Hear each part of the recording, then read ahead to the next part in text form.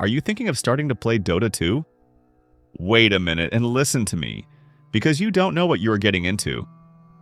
This game is one of the most loved and hated games since decades. Dota 2 has long been regarded as one of the most complex and rewarding competitive games ever created. Even in 2025, over a decade after its official release, it remains a dominant force in the MOBA genre. Yet the game today is a paradox. It is simultaneously one of the most exhilarating experiences available and one of the most exhausting. A game that can inspire awe and joy while also testing the mental limits of its players. At its core, Dota 2 is still the same intricate 5 versus 5 battle it has always been. Two teams fight to destroy the opposing side's ancient, a massive structure buried deep within their base while defending their own. The map is symmetrical and divided into 3 lanes: top, middle, and bottom, each protected by layers of towers and populated by neutral camps, runes, and other objectives. The match begins with a draft phase where players choose from a roster of over 130 heroes. These heroes, each completely free to play, are defined by their unique abilities and roles within the team. Some heroes are designed to deal massive late-game damage as carries. Others focus on map control and initiation as offlaners, while supports protect and enable their allies. In 2025, heroes have become even more versatile with the addition of facets, a system that allows players to tailor their chosen hero to specific strategies and playstyles before the match begins. The way Dota 2 is played today reflects both its deep heritage and its continuous evolution. Matches are generally longer than those in rival games such as League of Legends, often stretching to 40 minutes or more. This extra time is not wasted, as Dota thrives on its dramatic comeback mechanics. Even when a team falls behind, a single well-coordinated fight can completely shift the momentum of a match. There is no surrender button here. Matches must be fought to the bitter end. This design philosophy has created some of the most memorable moments in gaming history, both for casual players and on the biggest stages of professional esports. In 2025, comebacks remain one of Dota's most defining and beloved features. Playing Dota at any level requires mastery of both micro and macro gameplay. Micro refers to the precision control of a hero in battle. Landing spells, managing cooldowns, and positioning carefully in chaotic teamfights. Macro, on the other hand, encompasses the broader strategy that wins games. Map control, timing pushes around key objectives like Roshan, and knowing when to fight and when to avoid conflict. One of the persistent lessons players must learn, especially in lower-ranked matches, is that killing enemy heroes alone does not secure victory. Towers, barracks, and ultimately the enemy ancient must be destroyed, and focusing too much on endless skirmishes without progressing objectives often leads to painful losses. Many newcomers, as well as casual players, struggle with this concept, which is why experienced voices in the community stress the importance of vision control, proper warding, and efficient use of resources. The game itself has been continually reshaped by Valve through regular patches. The most recent major update completely reworked the map, adjusted dozens of heroes, and introduced new mechanics that forced even veterans to relearn strategies. This constant evolution is one of Dota's greatest strengths, ensuring that the meta never grows stale. However, it is also a barrier to entry for new players. A beginner entering Dota 2 in 2025 is immediately confronted with an overwhelming amount of information. Hero interactions, rune timings, neutral items, damage types, and more. Even with in-game guides and tutorials, it can take hundreds of hours before a player feels truly comfortable. The steep learning curve has always been part of Dota's identity, but it remains a double-edged sword. For those who persevere, the sense of growth and mastery is unlike anything else in gaming. For those who cannot, the game quickly becomes a frustrating maze of unexplained mechanics and punishing losses. One area where Dota 2 has remained consistently strong is its professional esports scene. The International, the game's annual world championship, continues to be one of the most prestigious and exciting events in competitive gaming. In 2025, the tournament will take place in Hamburg, Germany, and it promises to draw massive global audiences both online and in person. While the record-breaking prize pools of earlier years have slightly declined, they remain life-changing amounts of money and the competition is as fierce as ever.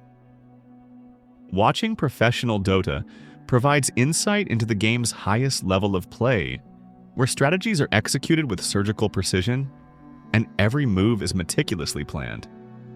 It is also a source of inspiration for the wider community, offering a vision of what is possible when 5 players achieve perfect coordination. The reasons for Dota 2's enduring popularity are numerous. At its best, it delivers a level of strategic depth and variety unmatched by almost any other game. With so many heroes and items, no 2 matches are ever the same. Even after thousands of hours, players continue to encounter new combinations and situations that force them to adapt and think creatively. Every victory feels earned, a direct result of skill, planning, and teamwork, rather than purchased advantages. The game's free-to-play model reinforces this sense of fairness. While players can buy cosmetic items to customize their heroes, there are no pay-to-win elements. Success is entirely determined by performance in-game. The Dota 2 community has also cultivated a vibrant culture over the years. Memes, content creators, and passionate fans have built a shared language around the game, from inside jokes to elaborate guides and coaching resources. At its most positive, the community can be a supportive and enriching space, full of players eager to share their knowledge and celebrate the game they love. Unfortunately, this same community is also one of Dota 2's greatest weaknesses. Toxicity has plagued the game since its inception, and in 2025 it remains a serious issue. Ranked matchmaking often feels like a battlefield, not just against the opposing team, but also against one's own allies. Many players approach games with paranoia and hostility, quick to blame teammates for mistakes and slow to forgive errors. Arguments, griefing, and intentional sabotage are common occurrences, especially in solo queue. This behavior is emotionally draining and directly impacts performance. Studies and anecdotal experience alike show that players surrounded by negativity tend to perform worse, creating a vicious cycle of frustration and failure. This environment takes a toll even on professional players and content creators.